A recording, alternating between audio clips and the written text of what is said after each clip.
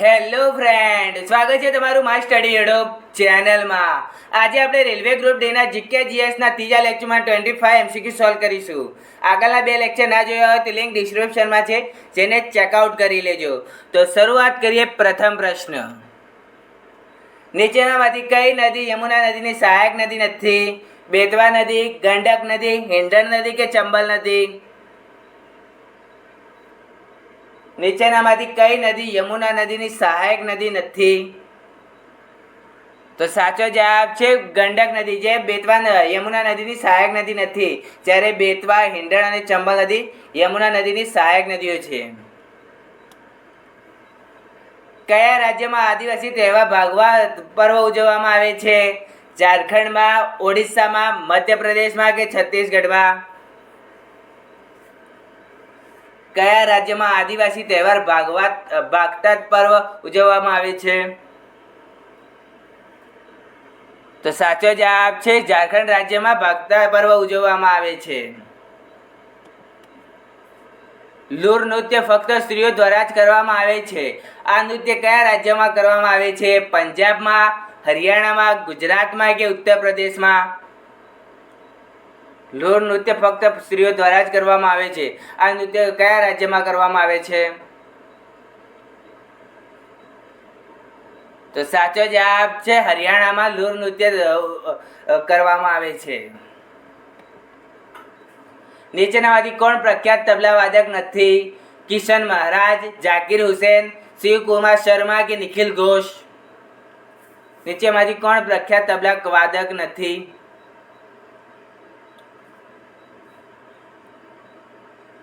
તો સાચો જવાબ છે શિવકુમાર શર્મા, જે પ્રખ્યાત તબલા વાદક નથી. જ્યારે કિશન મહારાજ, ઝાકિર હુસેન અને નિખિલ ઘોષ જે તબલા વાદક છે. સુર સરોવર પક્ષી અભયારણ્ય નીચેમાંથી કયા રાજ્યમાં આવેલું છે?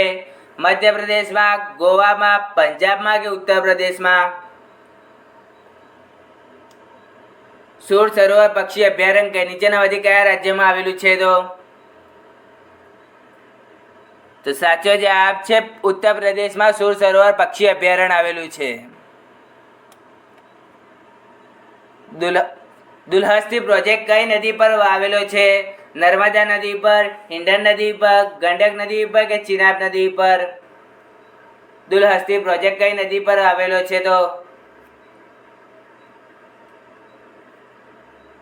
તો સાચો જવાબ છે ચિનાબ નદી પર દુલહસ્તી પ્રોજેક્ટ આવેલો છે. નીચેનામાંથી કયું સૌથી ઊંચું શિખર સંપૂર્ણપણે ભારતમાં આવેલું છે? કાંચનજંગા, નંદાદેવી, કેટુ કે ધૂમકેતુ?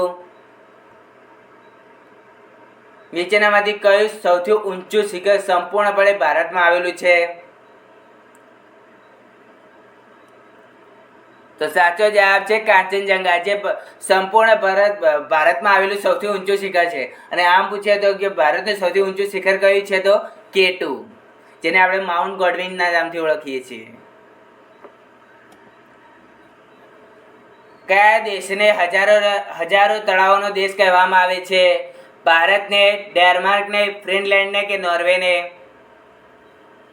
કયા દેશને હજારો તળાવોનો દેશ કહેવામાં આવે છે? તો સાચો જવાબ છે ફિનલેન્ડને હજારો તળાવોનો દેશ કહેવામાં આવે છે. પ્રિન્સ ઓફ વેલ્સ મ્યુઝિયમ ક્યાં આવેલું છે?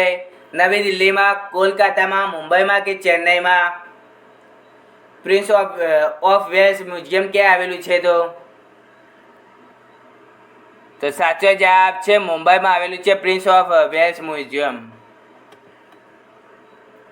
ગંગા અને યમુનાના સંગમ પર કયું શહેર આવેલું છે? આગ્રા, પ્રયાગરાજ, પટના કે કાનપુર? ગંગા અને યમુનાના સંગમ પર કયું શહેર આવેલું છે?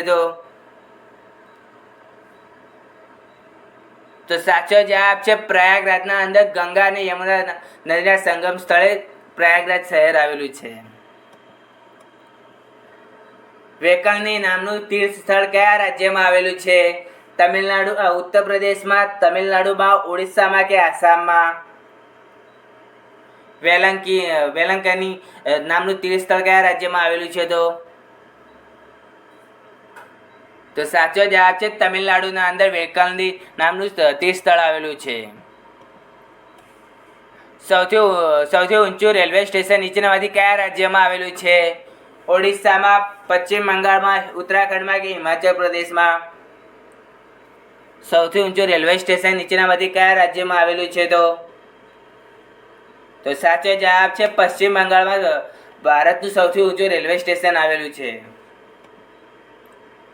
National bureau of animal genetic research શહેર કયા શહેરમાં આવેલું છે? કરનાલમાં, સહારનપુરમાં, હિસારમાં કે કૈથલમાં? National bureau of animal genetic resource કયા શહેરમાં આવેલું છે? તો સાચો જવાબ છે કરનાલમાં national bureau of animal genetic resources આવેલું છે. સંયુક્ત રાષ્ટ્ર પર્યાવરણ કાર્યક્રમનું મુખ્ય મથક ક્યાં આવેલું છે? લંડનમાં, હેગમાં, જીનીવામાં કે નૈરોબીમાં? સંયુક્ત રાષ્ટ્ર પર્યાવરણ કાર્યક્રમનું મુખ્ય મથક ક્યાં આવેલું છે? તો સાચો જવાબ છે નૈરોબીમાં સંયુક્ત રાષ્ટ્ર પર્યાવરણનું કાર્યક્રમનું મુખ્ય મથક આવેલું છે. સિંગાપુર પ્રજાસત્તાકનું સત્તાવાર ચલણ શું છે? પૈસા, રૂપિયો, ડોલર કે પાઉન્ડ? સિંગાપુર પ્રજાસત્તાકનું સત્તાવાર ચલણ શું છે? તો સાચો જવાબ છે ડોલર, જે સિંગાપુરના પ્રજાસત્તાકનું સત્તાવાર ચલણ છે. વિશ્વનો પ્રથમ કૃત્રિમ ઉપગ્રહ કોના દ્વારા લોન્ચ કરવામાં આવ્યો હતો? ઇંગ્લેન્ડ દ્વારા, સોવિયત યુનિયન દ્વારા, અમેરિકા દ્વારા કે ફ્રાન્સ દ્વારા? વિશ્વનો પ્રથમ કૃત્રિમ ઉપગ્રહ કોના દ્વારા લોન્ચ કરવામાં આવ્યો હતો? તો સાચો જવાબ છે સોવિયત યુનિયન દ્વારા વિશ્વનો પ્રથમ કૃત્રિમ ઉપગ્રહ લોન્ચ કરવામાં આવ્યો હતો. અને ભારતનો પ્રથમ કૃત્રિમ ઉપગ્રહ કયો હતો? તો આર્યભટ્ટ, જે ભારતનો પ્રથમ કૃત્રિમ ઉપગ્રહ હતો.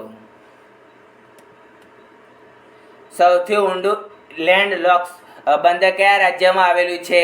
પશ્ચિમ બંગાળમાં, મહારાષ્ટ્રમાં, તમિલનાડુમાં કે આંધ્રપ્રદેશમાં? સૌથી ઊંડું લેન્ડલોક બંદર કયા રાજ્યમાં આવેલું છે? તો સાચો જવાબ છે આંધ્રપ્રદેશમાં સૌથી ઊંડું લેન્ડલોક બંદર આવેલું છે.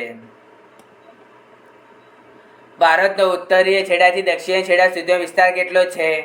3000 કિમી, 3214 કિમી, 3672 કિમી કે 4200 કિમી?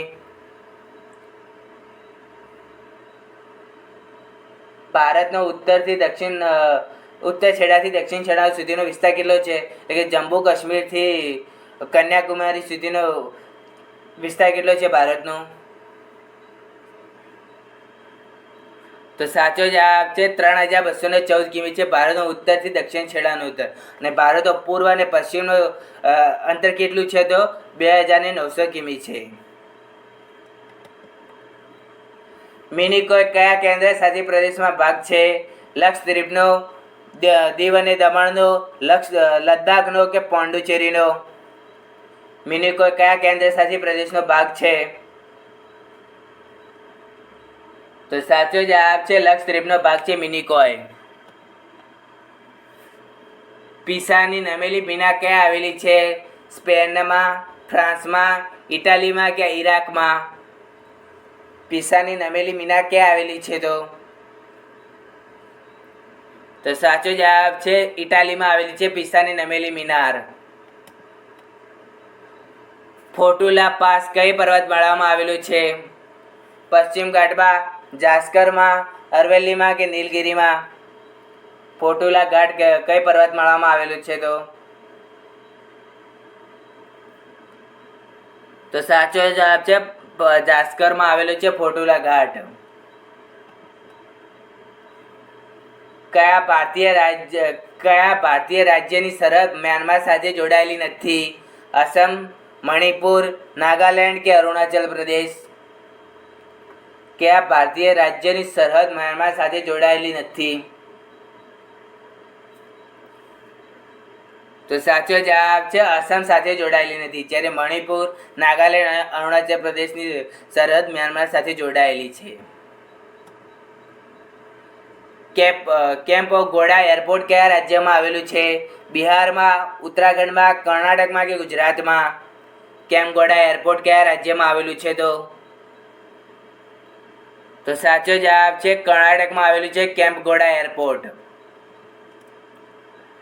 સહાય institute of the nuclear physics ક્યાં આવેલું છે? પશ્ચિમ બંગાળમાં, ઓડિશામાં, ઝારખંડમાં કે આસામમાં? સહાય ઇન્સ્ટિટ્યૂટ ઓફ ધ ન્યુક્લિયર ફિઝિકલ્સનું ક્યાં આવેલું છે? તો સાચો જવાબ છે પશ્ચિમ બંગાળમાં સહાય ઇન્સ્ટિટ્યૂટ ઓફ ન્યુક્લિયર ફિઝિક્સ આવેલું છે પશ્ચિમ બંગાળમાં. અટલ પેન્શન યોજના હેઠળ ભારત સરકારનો સહભાડો કેટલા સમય માટે ઉપલબ્ધ છે? 3 વર્ષ માટે, 4 વર્ષ માટે, 5 વર્ષ માટે કે 10 વર્ષ માટે? અટલ પેન્શન યોજના હેઠળ ભારત સરકારનો સહભાડો કેટલો છે? તો સાચો જવાબ છે 5 વર્ષ માટેનું.